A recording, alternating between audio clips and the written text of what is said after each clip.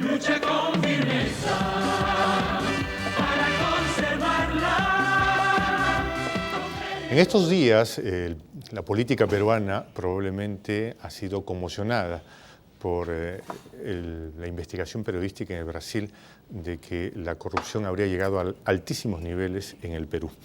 Bueno, vamos a ver precisamente ese tema con nuestro panel. Estamos acompañados esta noche de Alberto Bayac, analista político, abogado además. Nos acompaña Paul Loren y el doctor Héctor Vargas Aya. Caballeros, buenas noches. Sí, el tema de esta noche es precisamente cómo se vincula el tema Lavallato en el Perú. Señor director, presente usted el segundo tema de la noche.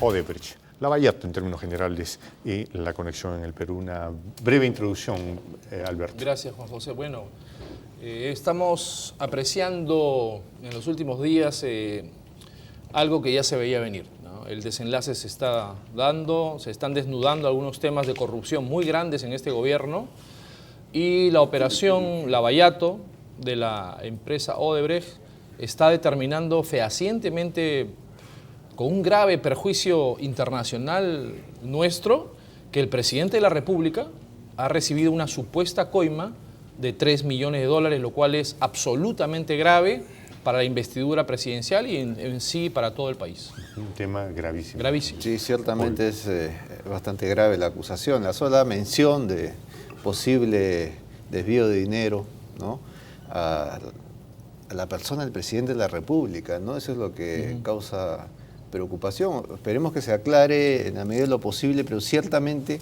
aquí estamos ante, una empresa que tiene trabajando en el Perú 3 décadas. Es decir, y todo indica, por la experiencia de otros países, con esta misma empresa, que es una manera habitual de proceder. Entonces, ahí el hilo, una vez que se empieza a jalar, ¿hasta cuándo podremos encontrarlo, no? Bueno, también tenemos la voz autorizada de alguien que fue en su momento presidente de una comisión que investigó un tema de corrupción, no sé si en la misma dimensión. Doctor Vargas Aya, impresiones sobre el tema Lavallato y las conexiones en el Perú. Bueno, todo lo que se dice es verdad, menos lo más importante, que al señor presidente de la República no lo van a poder investigar. La gente se llena la boca que se le investiga, que declaran la vacancia, que se le acusa, que nada de eso es posible. Porque si respetamos la Constitución, esta Constitución a la que nos rige, el presidente de la República no puede ser investigado por ningún delito que cometa en el ejercicio de sus funciones. Okay. No puede investigar porque el artículo 113 de la Constitución y el 117 lo prohíben tajantemente. Más el artículo 117 de la Constitución señala que solo puede ser acusado por el Congreso si cierra el Congreso, si no convoca elecciones y si sale del país sin licencia. Eso es todo. Y traición a la patria también. O por traición a la patria. Pero ninguno de esos 3 casos está dado. De manera pues que por estos delitos servirá para el comentario, para denunciar por los periódicos, pero todos aquellos que señalan, por ejemplo, he visto en la televisión que se llenan la boca algunos llamados comentaristas políticos, que esto es motivo de vacancia. No es, sí puede ser motivo de vacancia, pero con la Constitución política no. Una cosa muy diferente es la legislación brasileña, diferente a la peruana. En Brasil sí es posible. Okay. En el Perú no. De manera, yo quisiera preguntar a mis distinguidos amigos del panel, ¿de qué manera se le puede acusar? Ni siquiera se le puede denunciar. Sí. Yo quisiera que no nos centremos solo en la figura del presidente, porque en realidad parece que no solo este presidente, sino 2 expresidentes, 2 exalcaldes, varios ministros. ¿Cómo perciben esto? Y en toda la región. Sí. O sea, porque estamos hablando de Argentina y de otros países, ¿no? Y el último país en aparecer ha sido Perú. Entonces, ciertamente la figura del presidente es importante, pero hay algo más ahí, ¿no? Pensando bien, como señala el doctor Vargas Aya, el presidente está protegido legalmente. Pero no nos quedemos ahí. No solamente es el presidente que está ahí. O sea, hay operadores que suelen hablar en nombre del presidente, que hacen licitaciones, que están dentro de ese esquema, y son, precisamente, ahí está el problema, ¿no? Entonces, ahí hay más gente. Ok, claro que sí. Alberto, si me permites, tenemos un informe preparado sobre el tema, recordando algunos personajes que tendrían que contarnos algo sobre el tema Lavallato. Señor director, cuando quiera. La corrupción destapada en el Brasil en el caso Lavallato involucraría a poderosos políticos al servicio del poder fáctico, que actualmente son parte de las investigaciones, pero también a personajes de los que nadie quiere hablar. Los rostros de Lavallato. Las investigaciones que lleva a cabo la Comisión del Congreso, presidida por Juan Pari, para determinar el grado de infiltración de la corrupción proveniente del Brasil, que ahora se conoce como el caso Lavallato, tendrá que investigar el accionar de dos expresidentes, Alejandro Toledo y Alan García. Las obras millonarias que se hicieron durante sus respectivos gobiernos van desde la interoceánica hasta la línea 1 del tren eléctrico en Lima. Por supuesto, también tendrá que responder Pedro Pablo Kuczynski, ya que fue nada más ni nada menos que el ministro de Economía y presidente del Consejo de Ministros en la gestión de Alejandro Toledo, o sea, era el hombre de la chequera. También será citado por esta comisión la exalcaldesa Susana Villarán y el actual burgomaestre Luis Castañeda, ya que ambos personajes tuvieron responsabilidad en la ejecución de la vía expresa Línea Amarilla, que también es investigada en el caso Lavallato. Además, los peruanos hemos sido testigos cómo ha salido información periodística que involucra al actual mandatario Ollantumala en este escándalo. Hasta ahora, los nombres mencionados son bastante conocidos, pero hay un personaje del que nadie quiere hablar por sus vínculos con la concentración mediática: José Graña Miró Quesada. Este señor es la mano que dirige la constructora más poderosa del Perú, Graña y Montero. Este ciudadano también es accionista en el diario El Comercio. Esta constructora ha tenido y tiene millonarios negocios con las empresas investigadas por el caso Lavallato. Según el periodista Eloy Marchán del semanario Hildebrand en su 13, los mecanismos de corrupción que utilizaban estas empresas brasileras es buscar un socio local que estén en el negocio de la construcción y con influencias en los medios de comunicación para que se hagan cargo del lobby y concretar los negocios corruptos. Las empresas brasileras se encargaban de poner el dinero. Lo cierto es que Graña y Montero ha tenido gran suerte en los últimos tiempos, ya que es parte de más de una sociedad con Odebrecht y otras empresas, operaciones que suman varios miles de millones de dólares. Lo que los ciudadanos se preguntan es por qué este personaje no ha sido citado por la Comisión Pari y por qué los noticieros de los domingos no han reparado en este próspero empresario. ¿Por qué, mi querido Alberto, no ha sido visibilizado este caballero? ¿De quién estamos hablando? Estamos hablando del presidente o de la mano fuerte de Graña y Montero, que también es accionista del comercio. O en términos generales. Sí, claro, los poderes fácticos de lo que estamos hablando permanentemente, ¿no? Este problema es recurrente, Juan José, ¿no? No solamente eso, sino estamos muy desesperanzados por la situación política. La acusación, la grave acusación que se le está dando al presidente Ollantumala tiene ribetes internacionales y nos deja a nosotros como un país paria internacionalmente hablando, ¿no? Más aún ahora con la acusación también del candidato César Acuña de plagio, entonces nos deja como un país tercermundista y una república bananera, lo cual es seria, es grave, muy grave para nuestros intereses. Paul. Mira, yo estaba pensando en una institución que desde que surge la República se dejó de lado, que es el famoso juicio de residencia que se hizo durante la colonia de los virreyes, ¿no? Sí. Se supone que en una república ese tipo de controles deberían ser, ¿no?, los normales. No, aquí el presidente casi es un monarca, pero a diferencia de los virreyes, que eran, ¿no?, el segundo de rey, en la colonia esos individuos sí eran controlados, a pesar del absolutismo del sistema. En la república eso no existe. Es decir, nuestros presidentes son casi inimputables, Sí. son irresponsables ante la ley y oh casualidad, los niveles históricos de corrupción en la República estos son tan grandes, pero no solo en Perú, en América Latina. ¿Cuál es la manera más rápida de hacerse rico en América Latina? ¿Haciendo negocios? No, a través de la política. Sin embargo, la política no está controlada. El primer juicio de residencia, si mal no recordamos, fue con este señor José Agustín Sánchez Rivera. Entonces, digamos, esos son los antecedentes, ¿ya?, del impeachment inglés, del derecho anglosajón. Lo que comúnmente se llama de juicio de residencia es antejuicio político, que bien hablaba el doctor Vargas Saya. Caballeros, si me permiten, tenemos participación del público. Aló, buenas noches, gracias por llamar, le escuchamos. Buenas noches, caballero, y saludos al panel, y saludos a Eduardo Huerta. Interesante el tema de Óbrega, ¿no? Una vergüenza para el Perú de haber habido corrupción, pero no solamente creo que haya sido la clase política, acá también hay que investigar a la clase empresarial. Quienes movían todo ese tema era el grupo por inversión, ¿no?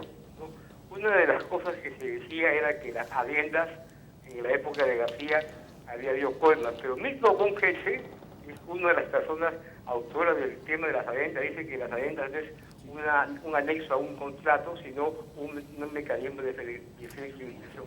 Y una de las felicitaciones a ustedes por el tema anterior nos deja pensando a los ciudadanos quiénes están detrás de este proceso electoral para que salga mal. Gracias, amigo. Muchas gracias. Buenas noches, adelante, le escuchamos. Aló, buenas noches, adelante, le escuchamos. Bueno, primero para saludar al doctor, ¿qué tal? Sí, le escuchamos. Al doctor Vargas Saya por estar en el panel. Me pregunto si justamente el hecho que no sea muy publicitada la participación que ha tenido Miro Quesada Graña tiene que ver con los esfuerzos que hace su periódico principal y sus satélites como el Trome y otros periódicos por apuntalar y por saturar a la población con la presencia de Guzmán y todo más o menos su avatar día a día, ¿no? Justamente casualmente cuando dan la noticia del Jurado Nacional de Elecciones, a él lo encuentran casualmente haciendo un pago a la tierra, ¿no? Apelando a simbolismos andinos para así, digamos, presentarse como la dualidad de la corrupción. Como dice el doctor Vargas Saya, eso es llenarse la boca y jactarse de algo que no va a proceder. Muchas gracias. Buenas noches, adelante, le escuchamos. Aló, buenas noches, adelante, le escuchamos. Aló, sí, buenas noches. Sí, brevemente. Clemens Forel, del Callao. Felicito al doctor Vargas Saya porque se ve que él sí conoce las leyes, ¿no? Y le está dando en la cátedra a estos dos señores que están a su costado, que están más perdidos que Ciro Castillo en el Colcas. No hablan por hablar, nada más. Gracias. Bueno. Buenas noches, adelante, le escuchamos. ¿Aló? Sí, adelante, le escuchamos. Necesitamos que hable un poco más fuerte, por favor. ¿Aló, ahora sí? Sí, adelante, le escuchamos. Entonces, lo que pasa es que la política de nuestro país está mal estructurada, porque, para empezar, como lo dice en la ciencia política, indica que en la pirámide está arriba los filósofos, los pensadores, los intelectuales, al medio los soldados, y debajo están los comerciantes, los que hacen negocio. En nuestra política es al revés. Los que están en el negocio hacen dinero, están arriba, y los intelectuales están abajo. Entonces, la pirámide está de cabeza, ¿entiendes? Okay. Muchas gracias, muchas gracias. El doctor Vargas Saya ha sido felicitado por nuestros televidentes y le preguntan si es que no se hayan visto quiénes son los que están detrás del caso Lavallato tiene que ver con los escándalos que se hacen, ¿no? Con el tema Guzmán y esto, y nos intentan distraer de los verdaderos temas de fondo. Sí, hay que volver al tema de fondo, efectivamente. A propósito, quiero referirme a lo que me ha impresionado con tal ignorancia un procurador de la República. Anoche y hoy día ha repetido una declaración en este sentido, que será investigado el presidente de la República, que inclusive no se le permitirá la salida del país. Ese procurador está equivocado, no quiero calificar, no sé dónde habrá que devolverle de nuevo la facultad de derecho. El señor presidente de la República ¿quién le va a impedir la salida del país? Como lo dijo el doctor Nayat, y también los dos ustedes han señalado con mucha propiedad, que vivimos en un país caótico, de vergüenza, un país donde no hay juridicidad, no hay jueces, no hay nada. Se menciona aquí, por ejemplo, el caso de que en toda Latinoamérica hay casos parecidos. Muy bien, señor, sí, claro que sí, pero en los países de América Latina, a excepción del Perú, sí se puede sancionar y juzgar y investigar y todo lo demás al presidente de la República, empezando por los Estados Unidos. El juicio de residencia tampoco es posible porque no existe. Es más, y aún en el caso improbable de que se le podría, no se le podría investigar hasta después de 5 años de terminado su proceso. Cesado el cargo. Sí, esta es la tragedia del país. La constitución política, esta constitución a la que se acogen todos los peruanos, todos, tirios y troyanos se han acogido a esta constitución que debió ser reformada hace tiempo. Hay que reformar, hay que ponernos a tono con las constituciones europeas, norteamericanas y latinoamericanas, etc. Porque como dijo usted, aquí el presidente de la República del Perú se puso más que un monarca, tiene una inmunidad soberana, un blindaje que califica mucho más de cuerpo entero lo primitivo que legalmente y jurídicamente y moralmente vivimos en este país. Alberto Valle. Claro, hay 5 años de plazo una vez cesado el cargo para iniciar el antejuicio político, ¿no? Por eso lo que es indispensable es solicitar el impedimento de salida del país de la pareja presidencial. Porque si ellos se escapan, después va a ser imposible y hasta después de la prescripción de la ley. Interrumpo con todo respeto. Lo que usted dice es deseable. Sería pero ¿quién va a permitir para impedir la salida de una persona del país? Tiene que abrirse un proceso judicial. Sí. Y el presidente de la República no tiene proceso judicial, ni le van a abrir ningún proceso porque no es posible. Al menos que inconstitucionalmente ya desde el punto de vista. Es decir, lo que establece la Constitución Política del Perú es antidemocrático, esa es la verdad. No, pero lo establecen. Además que está sujeto a un antejuicio, o sea, no es que directamente el juez lo va a procesar. De manera que el señor va a salir al día siguiente, buenas noches los pastores, va a dar la mano a todo el mundo, y va a irse del país, y se quedará 5, 6, 10 años, y en el caso improbable de que aquí se investigue y se descubra la necesidad de abrirle un proceso judicial, va a ocurrir lo que pasó con el anterior presidente de la República, con el señor García, que se quedó 10 años fuera del país y tampoco lo pudieron juzgar y se archivaron los procesos. Ese es el punto, ¿no? La legislación no está hecha precisamente para reforzar fiscalización, la moral, investigar, ¿no? La ética política traducida a una práctica de control ciudadano, ¿no? De los jueces con relación al poder político. Es todo lo contrario, el poder político está suelto en plaza, está totalmente protegido. Y después nos sorprendemos de las impunidades, de gente que se ríe en la cara de los ciudadanos de cómo ha podido hacerse rico mediante el poder, y la gente simplemente los verá pasar y no pasará nada, ¿no? Sí, Alberto. Sí, claro. El artículo 117 de la Constitución dice a la letra lo siguiente, ¿no?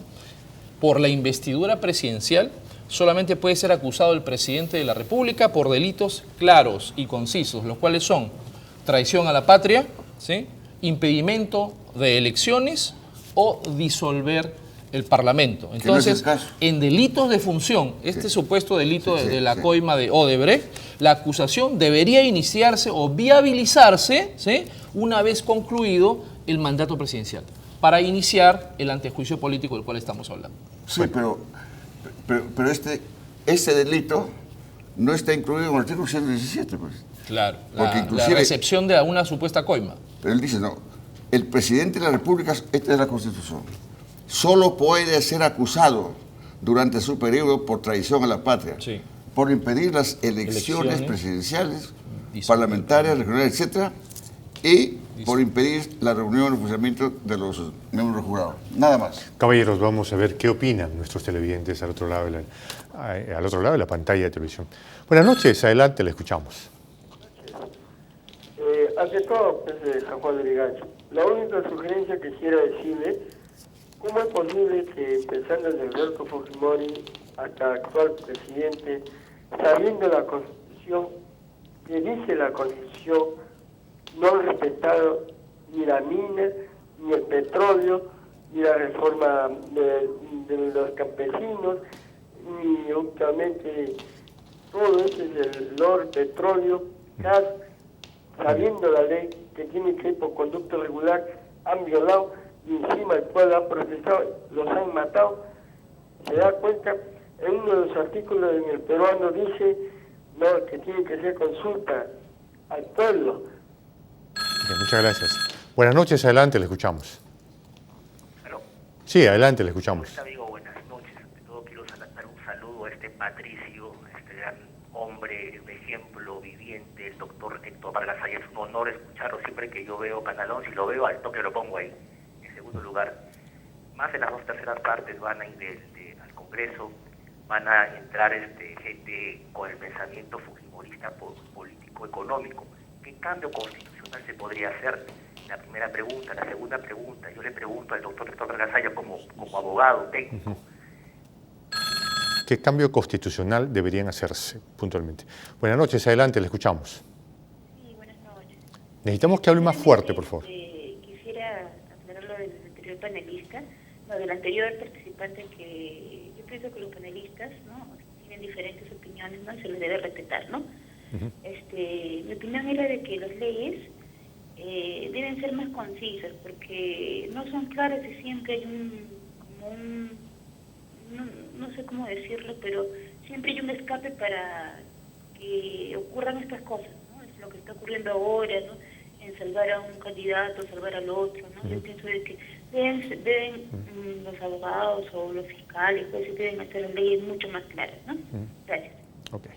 Bueno, nosotros tenemos ahora mismo en la línea telefónica a Luis Alfonso Morey, nuestro editor general, que tiene algo importante que decirnos. Luis Alfonso, buenas noches, te escuchamos. Buenas noches. Sí, Luis Alfonso, gracias por llamar, te escuchamos. ¿Qué tal? No, muy interesante el panel, sobre todo esta temática vinculada a estas denuncias de corrupción, que el nombre de la empresa Odebrecht aparece recurrentemente y en el que al parecer pues están involucrados varios de los gobernantes de nuestro país. Lo que me gustaría, aprovechando además que están ahí don Héctor, Alberto y Paul, es compartir con ellos y con la audiencia de esta hora nuestra posición editorial en torno a lo que se ha convertido este proceso electoral.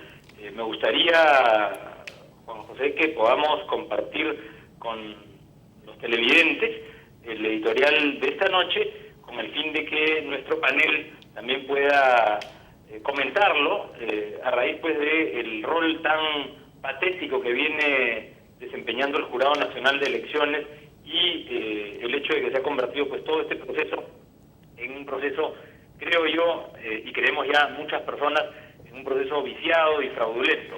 Claro que sí. Entonces, si me permites, Luis Alfonso, nosotros vamos a ver y escuchar el editorial que nosotros presentamos esta noche. Señor director, por favor, adelante. Editorial. Los promotores del señor Guzmán, dentro de quienes están sin duda la pareja presidencial, macrocónsul y Gonzalo Aguirre, necesitaban un escándalo mediático para posicionar su candidatura. El psicosocial requería llevar al candidato al límite, creando la idea de que lo iban a sacar de la competencia. Todo lo que hemos visto en las últimas semanas estuvo orquestado y coordinado.